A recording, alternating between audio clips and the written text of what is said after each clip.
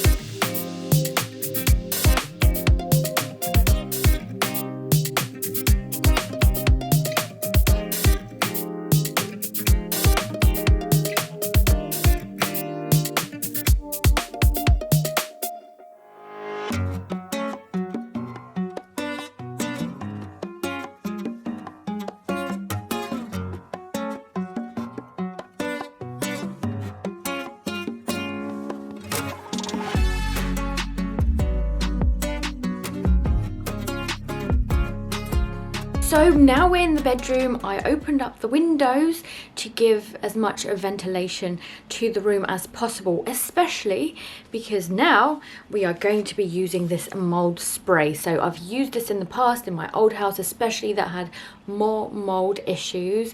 Every year we would have to spray this all over the windowsills and in like corners of rooms and things. But basically what I want to recommend before we do that is make sure you've got some sort of gloves to protect your hands, and basically try not to inhale. So a face mask or some sort of mask to protect basically your nasal area. I found in the past, and my husband too, like if we didn't wear protection, then we'd get like nosebleeds a lot easier. So yes, this stuff is like violent. It's a chemical basically. Like if you think about bleach, this is like loads worse. Okay, so it says actually it is chlorine based bleaching agent, so it is like bleach, but it's got like anionic surfactants. Probably didn't say that right, but basically it's very violent stuff. Make sure that there's no kids, no dogs around as well, and you've got as many windows open, not only in the room that you've got, but also the rooms in the other rooms, so that there's like circulation and air actually flowing through the house to get as much of it as possible out. The other thing I'd recommend is make sure that it's not raining outside. Choose like a warm, hot day if possible, because this stuff can then dry quicker. So that's my tips. Let's get started on our bedroom.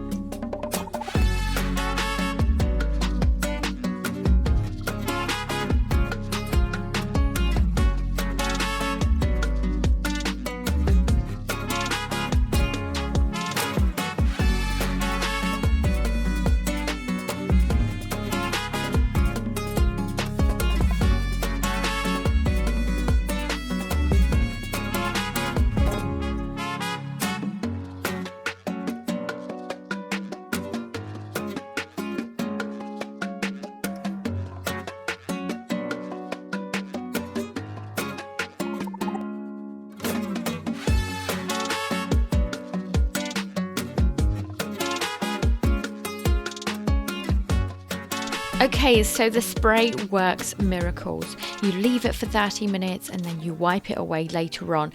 Essentially, I recommend adding or spraying a bit more if the area is really, really bad, and leaving it for an extra 30 minutes if you need to. But here what I'm doing is really old netting. It's from the previous owner. It's really old fashioned and I wasn't very happy with it because it was actually growing mold on the netting itself. Ideally, we would replace the windows to help the mold. However, that's not something we can afford at the moment because we're saving up for an extension. So I basically got rid of the netting, and yes, it means less privacy, but I think I'm going to replace that with some blinds behind the curtains. The curtains give it a bit more warmth and protection over the winter. But yeah, basically I removed the netting, I've sprayed loads of that mold stuff, and now it's basically time for me to wipe away as much mold and as much of the spray as possible. Something that you'll see me doing now is actually getting rid of old wallpaper.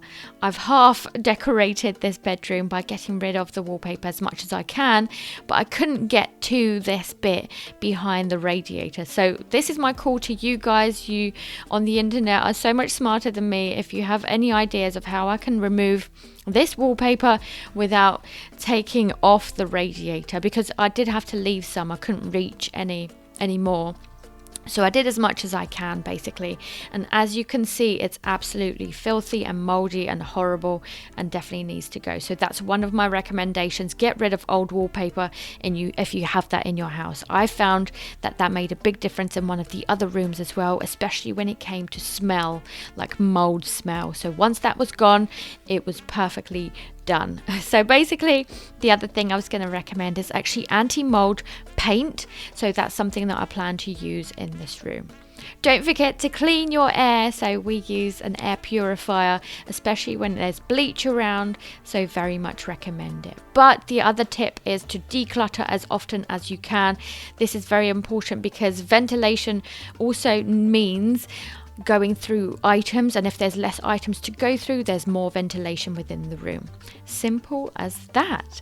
Last but not least, add a bath soap. It smells nice, it's great to keep moths away, and I find that actually it keeps the space as clean as possible. So I hope that you liked this video, guys. Thanks for sticking around.